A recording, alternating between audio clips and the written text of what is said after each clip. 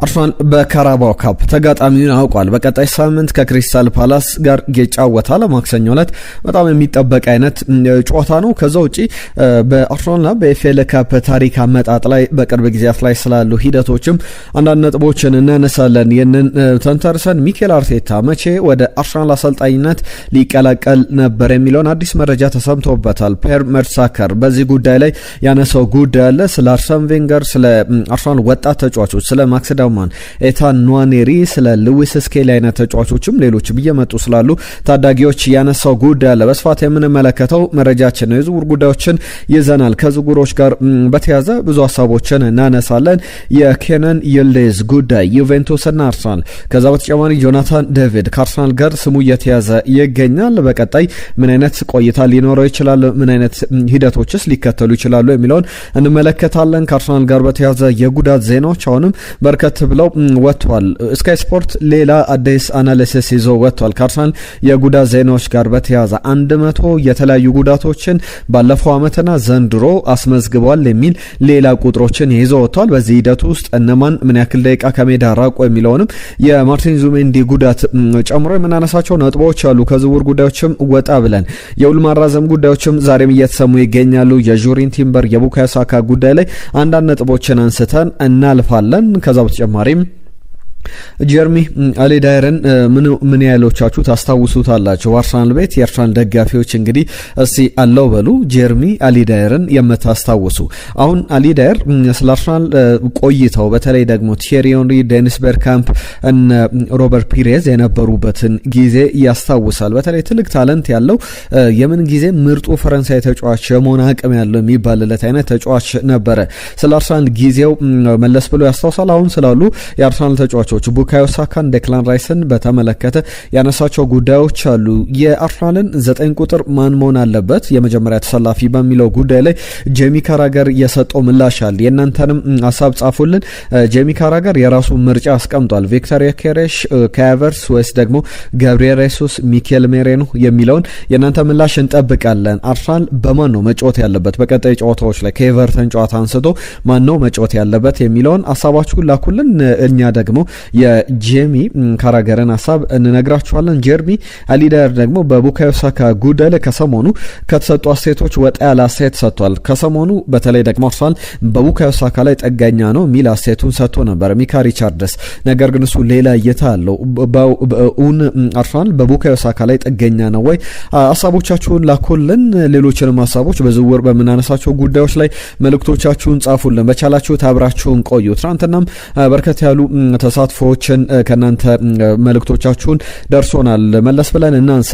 ማክነኝ ያለን አድማጫችን አርሰናል ዋንጫ ለመብላት የመጀመሪያዎቹን 10-15 ጨዋታዎች ላይ የነበረውን ስነ ልቦና ካመጣ የሚደርስበት የለም፣ ዋንጫውን ያሸንፋል ብሎናል። ያነሷል ፕሪሚየር ሊጉን የሚል መልእክቱን ጽፎልናል። ማክ የተባለ አድማጫችን ከልብ እናመሰግናለን።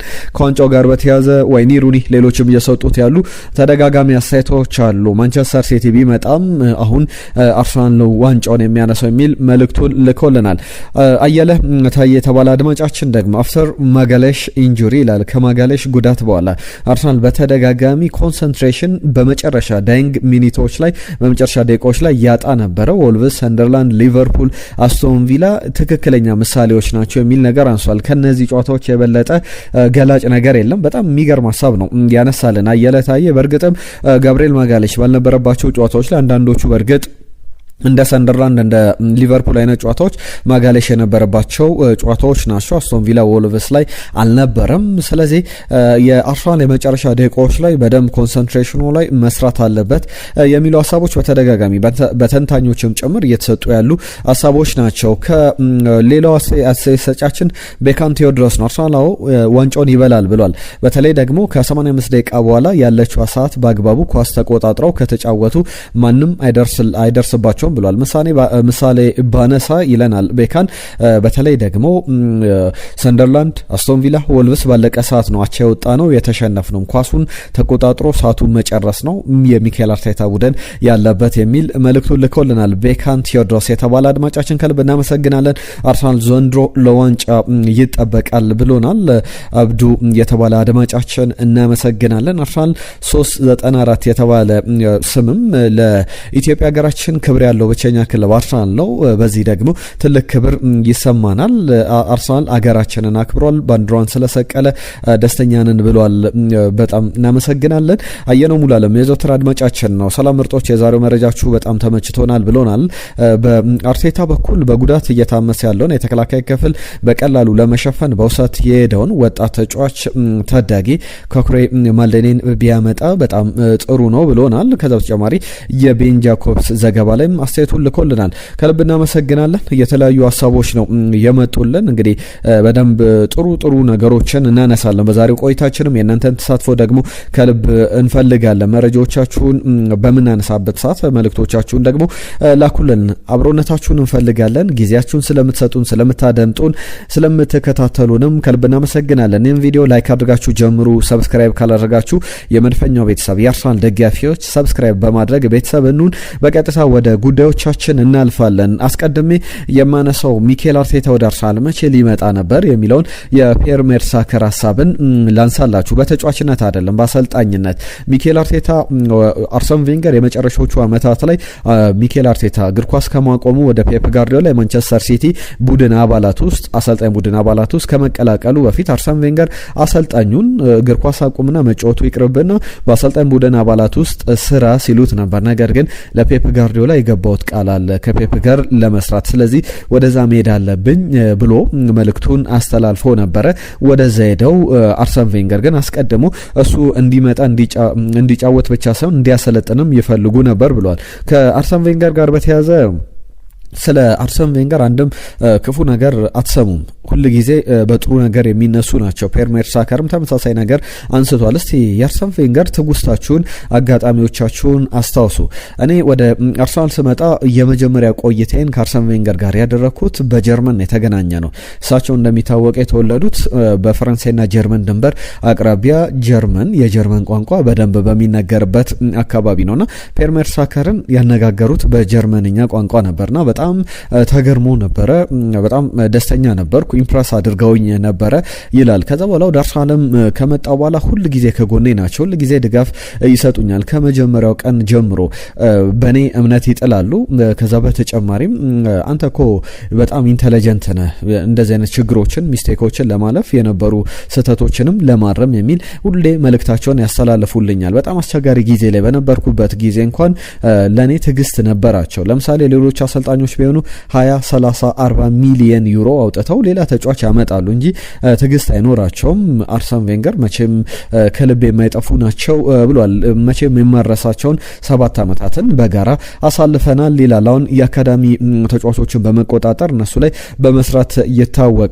አካዳሚውን ይመራል። ፒየር ሜርቴሳከር በጣም ኢንተለጀንት የሚባል በሜዳ ላይ በጣም ሯጭ የሚባል አይደለም፣ በጣም ረጅም ነው። ከዛ በተጨማሪ ግን ምንድነው የሚያደርገው ኢንተለጀንት የሚባል ነው። በጭንቅላቱ ቦታውን ስፔሶችን በመሸፈን አይነት የሚጫወት ነውና የሜርቴሳከርና የአርሰን ቬንገር ቆይታ እንደዚህ የሚነሳ ነው። አሁንም ሳይክሎችን እየጠበቀ እንገኛለን። በማክስ ዳውማን፣ በኢታር ኒዋኔሪ፣ በሉዊስ ስኬሊ አይነት ተጫዋቾች የተመለከትናቸውን ባለፉት 7-10 ዓመታት የቆዩ ተጫዋቾች ናቸውና በእነሱ መካከል ያለውን በቀጣይ ስቴፕ አፕ እንዲያደርጉ ወደ ዋናው ቡድን እንዲያድጉ ሂደቶችን እንጠብቃለን። ሌሎች ሂደቶችም ላይ የምንሰራቸው ነገሮች አሉ የሚል ነገሮችን በተደጋጋሚ አንስቷል። የጉዳት ዜናዎችን ላንሳና የጀርሚ አሌዳይረን ጉዳዮች እናነሳለን።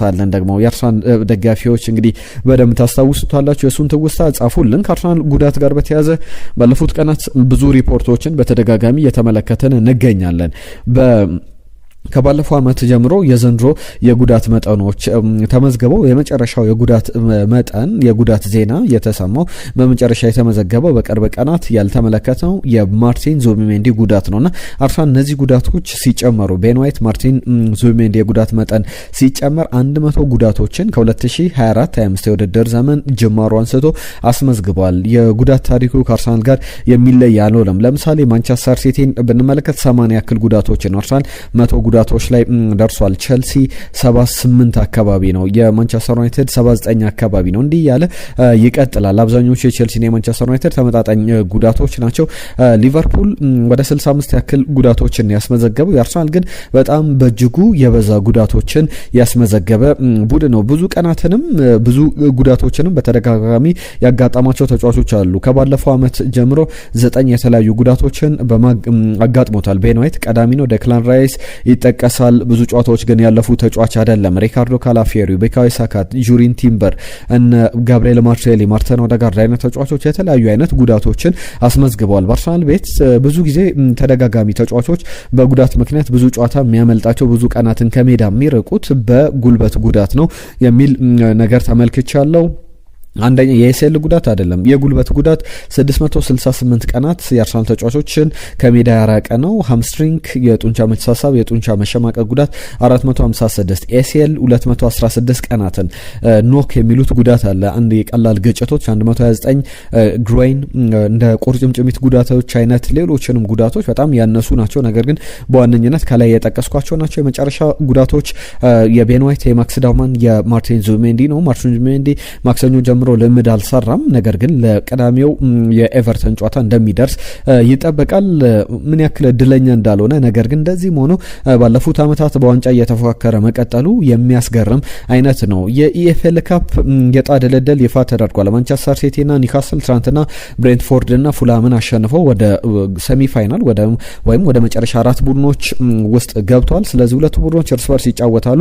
ኒውካስል ዩናይትድ ባለፈው ዓመት አሸናፊ ነው። ማንቸስተር ሲቲ ደግሞ 2021 ላይ ነው ያሸነፈው። ያ ማለት ከ4-5 ዓመታት በፊት ያሸነፈው ዋንጫ ነው የኤፍኤል ካፕ ላይ ያለው። ቸልሲን ስንመለከት አስቀድሞ ማለፉን ካረጋገጡ ካርዲፍን አሸንፎ አልፏል። 10 ዓመታት ተቆጥሮ 2015 ላይ ነው ዋንጫውን ያሸነፈው። የ2026 ሲመዘገብ ደግሞ የ2026 ሲመዘገብ 11ኛ ዓመት ይመጣል።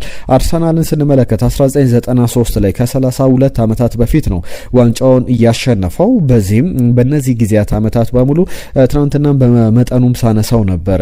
አርሰን ቬንገርም ሌሎች የአርሰናል ተጫዋቾች ወጣት ተጫዋቾችን እድል እየሰጡ ልምድ የማግኛ አይነት ውድድር ብዙ ትኩረት የማይሰጥ ነው። ለዛ ነው 32 ዓመታት አርሰናል የኤፍኤል ካፕ ካራባኦ ካፕን ሳያሸንፍ የቆየው። በዚህም የእንግሊዝ ዋንጫን ለማሸነፍ እድሉ ያለው ዘንድሮ 4 ውስጥ ለመግባት ከክሪስታል ፓላስ ጋር እየጫወታል። ክሪስታል ፓላስ፣ ካርዲፍ፣ ፉላም እስካሁን ከነበሩ የመጨረሻ ብሬንትፎርድን ጨምሮ ከመጨረሻ 8 ቡድኖች ምንም ጊዜ ያላሸነፉ ቡድኖች ናቸው እና ክሪስታል ፓላስ አሸንፎ ያውቅም። ባለፈው ዓመት የኤፍኤ ካፕን አሸንፏል። ዘንድሮ ይህንን ዋንጫ ለማሸነፍ አርሰናል ማሸነፍ ይጠበቅበታል። በቀጣይ ማክሰኞ ነው የሚጫወቱት አርሰናል ከክሪስታል ፓላስ። በቀጣይ በስፋት እንመለስበታለን። ከቸልሲ ጋር ነው የተደለደለው አርሰናል ክሪስታል ፓላስን ከቸልሲ ጋር ይጫወታል ብለን ጠብቃለን። ግምቶቻችሁን ላኩልን። አርሰናል ከቸልሲ ጋር እንግዲህ በቅርብ ጊዜያት ላይ በጣም ፍጹም የበላይነት አለው። ቸልሲ ዓመታት ተቆጥሯል አርሰናልን በሁሉም ውድድሮች ላይ ማሸነፍ ከቻለ። እነዚህ ጉዳዮች በስፋት የሚነሱ ናቸው። የጀርሚያ ሊዳየር ጉዳይ ላንሳ። ጀርሚያ ሊዳየርን በአርሰናል የመጀመሪያ ዓመታት ላይ 1999 ጀምሮ በአርሰናል ተመልክተነዋል። ያ ወቅት ደግሞ ዴኒስ በርካምፕ፣ ቲየሪ ሄንሪ ሌሎችም የነ ሊዩምበርግ አይነት ተጫዋቾች በደንብ ፍሎሪሽ ያደረጉበት በአርሰናል ትልቅ ዝናን የሰቀሉበት ጊዜ ላይ እንደነበር ይታወቃል። አርሰናል በተደጋጋሚ የፕሪሚየር ሊጉን ዋንጫ የሚያሸንፍበት ዓመት ነው። እስከ 2007 ድረስ በአርሰናል ቆይቷል። ጉዳት በመጨረሻ ዓመታት ላይ በጣም ፈትኖታል። ያ ወቅት በአርሰናል የነበረኝን ጊዜ በጣም ወደዋለሁ። ምክንያቱም ሱፐርስታር ተጫዋቾችን የምትመለከትበት ነበር። ከነሱ ጋር መጫወት ሁሉ ጊዜ ደስታን የሚፈጥር ነው ይላል። በጣም ከባድ ነው እድል ማግኘት፣ ጊዜ ማግኘት። ለምሳሌ ሄንሪ ቤርካምፕ ባሉበት የአጥቂ ስፍራ ላይ ነው እሱ ከነሱ ጋር ነበር የሚፎካከረውና አንዳንድ ጊዜ ካስታወሳችሁ ሮበርት ፒሬዝን ተክቶ ወደ ሜዳ ሲገባ ጥቂት ደቂቃዎችን ሲያገኝ ተመልክተናልና እድል ማግኘት ከባድ ነበር። በጣም ታግሼ ቆይቼ ነበረ፣ እድሎችን አግኝቻለሁ ብሏል። ከዛ በኋላ እድሎችን ሲያገኝ ደግሞ ጉዳት አስቸግሮት ከአርሰናል ጋር ብዙ ያልቆየ ተጫዋች ነው። በታለንት ደረጃ አርሰናል ከነበሩት ከነ ቲየሪ ሄንሪ በላይ የሚቀመጥ አይነት ተጫዋች ነው ይባላል ይባልለታል። አሊዳር ጀርሚ አሊዳር በጣም ጥሩ አቅም ያለው ተጫዋች እንደነበረ እናስታውሳለን። እስቲ ትውስታችሁን ጻፉልን። ከቡካዮ ሳካና ከዴክላን ራይስ ጋር ያነሳው ጉዳይ አለ። ዴክላን ራይስ ማለት በጣም ቶፕ የሚባል ተጫዋች ነው። እንዳንድ አማካኝ መለከተውና እሱን የሚመስል ተጫዋች ባስብ አይመጣልኝም ይላል። በጣም የሚገርም ቦክስ ቱ ቦክስ ሚድፊልደር ነው። ከዛ በተጨማሪ መከላከል ይችላል፣ ማጥቃት ይችላል። ሴት ፒስ ዴሊቨሪዎቹ ኢንች ፐርፌክት የሚባሉ ጀስት ፐርፌክሽን ላይ ትኩረት ያደርጉ ፐርፌክት የሚባሉ ዴሊቨሪዎች ናቸው። ቅጣት ምቶ እንዲሁም የማዕዘን ምቶቹ ያንን በደንብ የሚያሳዩ ናቸውና አርሰናል እሱን በመያዙ በእርግጥም በጣም እድለኛ ነው። ቡካዮ ሳካን በተመለከተ ደግሞ ከሰሞኑ ሚካ ሪቻርድስ ሲያነሳቸው የነበሩ ጉዳዮች ነበሩ። እነዚህም ጉዳዮች ሚካ ሪቻርድስ አርሰናል ቡካዮ ሳካ ላይ ጥገኛ ነው ይላል። ጀርሚ አሊዳር ደግሞ አርሰናል እንደ ቀድሞ ቡካዮ ሳካ ላይ ጫና የለበትም፣ ቡካዮ ሳካም ያን ያክል ጫና ያለበት ተጫዋች አይደለም በዚህ ወቅት ላይ ይላል። ለምሳሌ ኤዜን ተመልከቱ፣ ትሮሳርን ተመልከቱ፣ ጋብሪኤል ማርቲኔሊን ተመልከቱ። ለምንድን ነው ብዙ ግቦችን እያስቆጠሩ ያሉት? በቡካዮ ሳካ ምክንያት ነው ይላል። የእናንተን ሀሳብ ጻፉልን በማነሳቸው ጉዳዮች ላይ። በቡካዮ ሳካ ምክንያት ነው የምለው እያንዳንዱ ቡድን ቡካዮ ሳካ ምን እንደሚችል፣ ኳሊቲዎቹ ምን እንደሆኑ፣ አቅሙ ምን እንደሆነ ያውቃል። ስለዚህ ደብላፕ ያደርጉታል፣ በሁለት በሶስት ተጫዋቾች እንዲያዝ ያደርጋሉ። ስለዚህ እዚህ ጋር 2-3 ተጫዋቾችን ኮሚት ሲያደርጉ በሌላኛው ሜዳ ክፍል ላይ ደግሞ በቁጥር ብልጫ ይወሰድባቸዋል። በዚህ ጊዜ እነ ትሮሳርድ፣ ጋብሪኤል ማርቲኔሊ፣ ኤዜ በደም ፍሎሪሽ ያደርጋሉ። ስለዚህ አርሰናል እሱ ላይ ጥገኛ ነው ብዬ አላስብም የሚል ሀሳቡን አንስቷል። በዚህ ወቅት ላይ አርሰናል ዋንጫውን ያሸንፋል የሚል ግምትም እንዳለው ተናግረዋል። ከቡካዮ ሳካ ጋር በተያዘ የጃክ ግሪሊሽን ሀሳብም ስመለከት ነበር። አንድ ቃለ መጠይቅ ላይ ጃክ ግሪሊሽ ቡካዮ ሳካ ስኪልፉል ነው ወይ ብለህ ታስባለህ? ታለንትድ ነው ወይ ብለህ ታስባለህ ወይ ተብሎ ተጠየቀ። ቡካዮ ሳካ ወርልድ ክላስ ተጫዋች ነው። ከዓለማችን ምርጥ የቀይ መስመር ተጫዋቾች መካከል ቀዳሚው ነው። ነገር ግን በዛ ቦታ ላይ እንደመጫወቱ የዓለማችን ምርጥ ተጫዋች ይሁን እንጂ ስኪልፉል የሚባል አይነት ተጫዋች አይደለም የሚል እምነት እንዳለው ይናገራል። ከአርሰናል ዝውውሮች ጋር በተያያዘ 1-2 ጉዳዮች በስፋት ይነሳሉ። አርሰናልን ከዩቬንቱስ ጋር በተደጋጋሚ የሚያገናኙ ናቸው። እነዚህ ጉዳዮች ላይ ላንሳና ወደ ሌሎች ሀሳቦቻችን እናልፋለን። ከአርሰናል ጋር በተያያዘ በተለይ የኬነን ይልዲዝ እና የዩቬንቱስ የኮንትራት ማራዘም ጉዳይ እየተቀዛቀዘ መጥቷል። በእርግጥ ሮድሪጎን በቀዳሚነት አንድሪያ ቤርታ ይፈልጋሉ። በተለያዩ ዘገባዎች ላይ የሚታይ ነው። ኮት ኦፍ ሳይድ እንደዘገበው ከሆነ ደግሞ ኬነን ይልዲዝን ለማስፈረም አርሰናል ፍላጎቶች አስመዝግቧል። በተለይ ኬነን ይልዲዝ በአማራጭነት ክለቦች አንድ ተጫዋች ላይ ብቻ ትኩረት አድርገው አይቀጥሉም። ሌሎች አማራጮቻቸውን በትኩረት ይመለከታሉ። የይልዲዝ ጉዳይም የሚነሳው በዛ ደረጃ ነው። አርሰናል ሞኒተር እያደረገ ነው ያለው ሁኔታ ክሎዝሊ እየተከታተለ ይገኛል። ከአርሰናል ወኪሎችና የኬነን ይልዲዝ ወኪሎች ደግሞ ግንኙነት አላቸው። ጆርጌ ሜንዴዝ ነው ሱፐር ኤጀንት የሚባለው። ጆርጌ ሜንዴዝ የተጫዋቹ ወኪል ነውና ኮት ኦፍ ሳይድ እንደዘገበው ከሆነ በቅርብ ቀናት ላይ የነበሩ ሂደቶች በተጫዋቹ ውል ማራዘም ላይ ድርድሮች ነበሩ። ነገር ግን በጥሩ መንገድ አልሄደም። ትልቅ ደሞዝ ይፈልጋል። ዩቬንቱስ ደግሞ ፋይናንሻሊ ስትራግል እያደረገ ያለ ክለብ ነው። በዚህ ምክንያት ብዙ ሂደቶቹ እንደተጠበቀው አልሄዱም የሚሉ ዘገባዎች አሉ።